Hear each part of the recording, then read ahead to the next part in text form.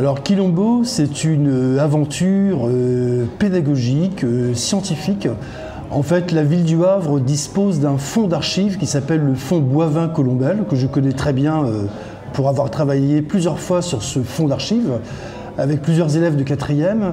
Et donc l'envie que j'ai avec Quilombo, c'est de faire de l'éducation populaire et d'inviter des personnes du Havre qui ne sont pas forcément des historiens ou des personnes qui sont à l'aise avec la culture, de pouvoir découvrir ces archives et d'en faire des travaux artistiques aussi bien dans le domaine du théâtre que de la peinture, que de l'art plastique, que de l'art visuel, que de la musique, que du cinéma, en utilisant et en comprenant ces archives. Donc un travail adapté à différentes personnes de la population.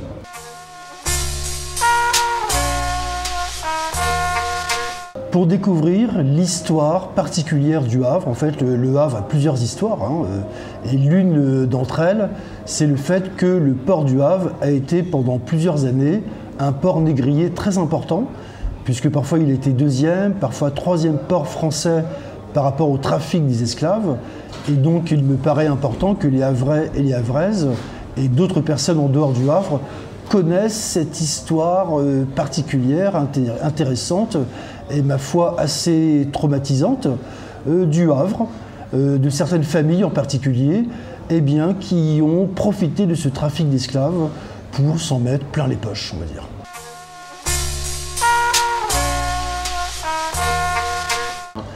Ce qu'il faut, c'est ne pas être ennuyant, il faut faire des choses qui soient intéressantes, des choses qui soient attractives, leur montrer des exemples, des choses qui se sont déjà faites, et leur dire allez aux archives, ou faire un travail avec les archives. C'est pas un travail forcément d'historien, taciturne, dans son coin, qui ne parle à personne. Non, on peut rire avec ça, on peut découvrir plein de choses, on peut créer plein de choses, et ensuite on peut les montrer à d'autres personnes.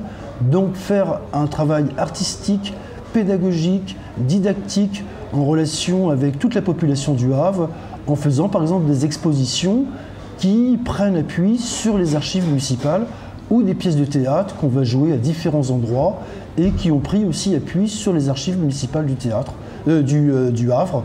Donc ce que j'ai envie, c'est que les gens se disent c'est vraiment plaisant, c'est intéressant, on en parle aux autres et que de plus en plus de personnes se disent c'est super de travailler sur ce fonds Boivin-Colombel.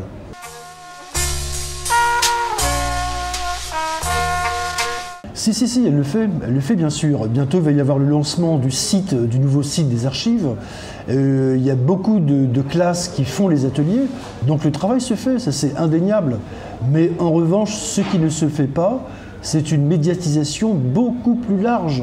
Et quand je parle d'éducation populaire, c'est de travailler avec des adultes dans les quartiers, dans tous les quartiers, Coquerieuville, Centre-Ville, Mar-Rouge. Aucun quartier ne peut être écarté de ce travail et de se dire avec les structures associatives et municipales ou même avec des organismes privés, allez, on y va, je dispose des documents, je travaille avec la ville et nous faisons un travail conséquent et intéressant là-dessus.